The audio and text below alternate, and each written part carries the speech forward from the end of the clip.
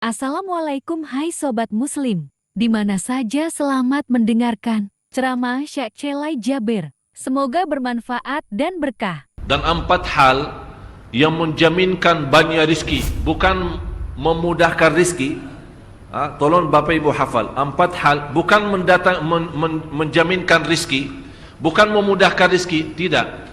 4 hal mendatangkan rizki kemari. Dan 4 hal bukan Allah kasih kemudahan berarti kita berjalan mencari rizki Allah kasih, tidak. Bukan dikasih kemudahan, tapi di mana saja kita ada, posisi kita di mana saja, Allah datangkan rizki kepada kita. Yang pertama, qiyamul lail, salat malam. Yang kedua, berbanyak istighfar waktu sahur.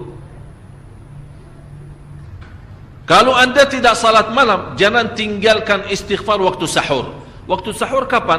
Kira-kira 30 menit sebelum azan. Disitulah Allah sendiri memuji. Allah bangga dan senang terhadap orang yang sahur. Sampai ulama berkata, tidak ada ibadah yang terbaik di waktu sahur selain istighfar. Jadi boleh baca Quran, boleh salat malam, boleh zikir, boleh apapun, tapi yang terbaik istighfar. Fokus hanya istighfar. Astaghfirullah wa atubu ilaih, termasuk istighfar Allahumma anta rabbi la ilaha illa ant, yang Bapak Ibu tahu sayyidul istighfar, yang terutama, yang paling luar biasa. Allahumma anta rabbi la ilaha illa anta khalaqtani wa ana abduka wa ana ala ahdika wa wa'dika mastata'at a'udhu bika min syarri ma sana'at abu'u laka bi ni'matika alayya wa abu'u bi dhanbi faghfirli fa innahu la yaghfiru dhunuba. Ya Allah, kalau kita fahami doa ini luar biasa. Oleh karena itu kata Rasulullah, barang siapa yang membaca sayyidul istighfar kemudian di malam hari dengan keyakinan dia meninggal habis baca istighfar, masuk surga. Masuk surga. Berarti ini salah satu doa yang menjaminkan dengan mudah masuk surga. Jadi 4 hal yang mendatangkan rizki, bukan kita mencarinya, dia yang datang kemari. Apalagi saat mencari lebih mudah. Qiyamul lail, salat malam. Tapi dalam bahasa, mohon maaf Bapak Ibu, dalam bahasa Arab disebut qiyamul lail, bukan salat. Tapi kalau diterjemahkan dalam bahasa kita salat. Tapi kenapa di situ qiyamul lail? Diberikan qiyamul lail, qiyam artinya berdiri. Berarti lama. Saking lama berdiri dikaitkan jadi qiyamul lail. Qumil layla ya ayuhal muzammil. Apa terus? Qumil layl, berdirilah saat malam. Berdirilah, bukan salatlah malam, tidak, berdirilah malam hari. Itu dahsyatnya di situ berdiri. Qiyamul lail. Yang kedua, berbanyak istighfar. Yang ketiga, berbanyak sedekah. Sebenarnya bukan istilah berbanyak sedekah. Kadang-kadang orang bersedekah 100 juta, udah saya sudah bersedekah 100 juta. Bukan itu. Bukan yang dimaksud berbanyak sedekah itu dari sisi uang itu banyak atau sedikit, bukan. Yang dimaksud rahasia sedekah, ta'ahudus sedekah, istiqamah bersedekah. Istiqamah. Itu tidak menjadi masalah besar maupun kecil. Itu tidak menjadi masalah. Karena bagi Allah tidak ada artinya besar maupun kecil. Kita tidak memberikan kepada Allah, karena Allah maha kaya.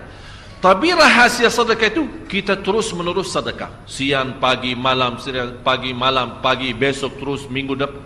Tidak pernah berhenti. Setiap ada kesempatan selalu kita membawa sedekah. Itu namanya ta'ahudus sedekah. Ta'ahud kalau dalam bahasa sebuah janjian.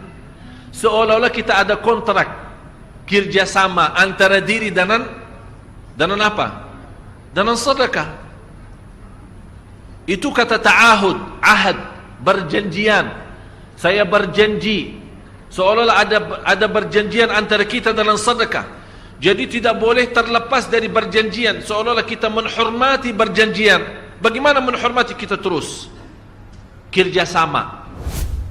Kita beri, Allah ganti berkah sedekah. Kita beri lagi, Allah ganti masih terus. Kita beri, masih Allah terus ganti.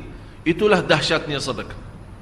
Jadi Bapak Ibu, jangan nunggu hari tertentu, bulan tertentu, malam tertentu kita bersedekah. Jangan. Setiap kita merasa ada berita baik, ada berita maupun ada berita buruk yang menyakiti perasaan kita, di rumah tangga kita, anak kita, suami kita, istri kita, apapun, langsung segera sedekah. Disitulah rahasianya. Ikatkan seolah-olah kita sudah membuat perjanjian antara diri dan sedekah. Dalam segala hal, hal senang maupun hal tidak, hal bahagia maupun hal sedih, hal bangga maupun hal lagi menghadapi kesusahan, kesulitan, selalu sehat dan sakit. Terus yang keempat, zikir, berzikir pagi hari dan sore hari. Berzikir pagi hari dan sore hari. Ini 4 hal Bapak Ibu.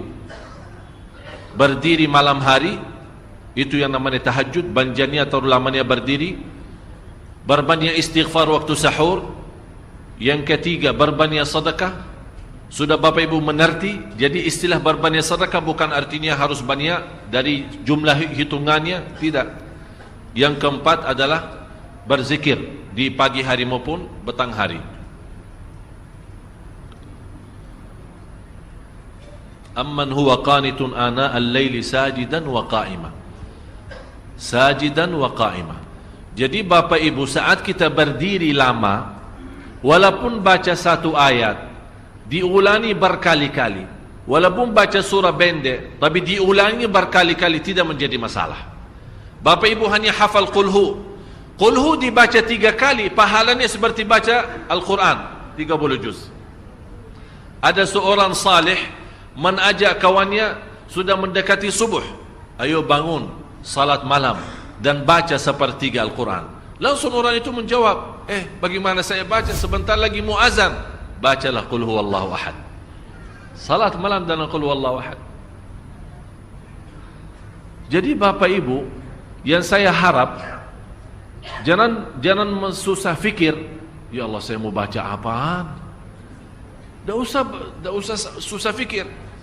Baca dan nikmati, yang penting nikmati bacaan. Walaupun qul huwallahu ahad setiap hari. Kalau kita pusing baca, Allah tidak akan pusing mendengar. Malah Allah paling senang mendengar bisikan bacaan dan bisikan doa kita malam hari. Allah paling senang mendengar bisikan doa munajat kita malam hari. Itu luar biasa.